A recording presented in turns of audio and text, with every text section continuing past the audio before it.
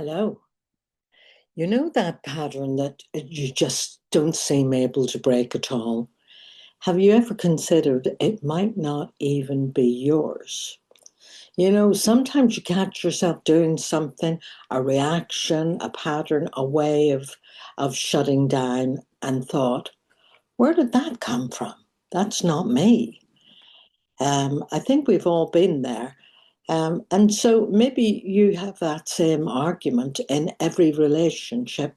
You hear it coming up again and again, or the same fear that doesn't match your actual life. You think, why am I worried about that? Why am I so concerned about that? It doesn't fit with my circumstances. That same stuck place that you keep returning to.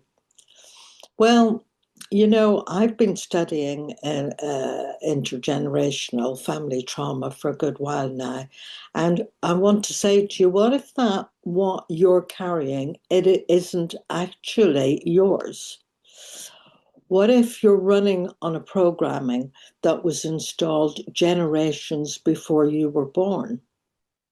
There's a framework called the Four Ancestral Codes, and that explains exactly what this is, and more importantly, what you can do about it. So, in this playlist, this is the first of a 12-part playlist series on the four ancestral codes. And so just click into part two and we'll carry on and look at, well, what are the ancestral codes?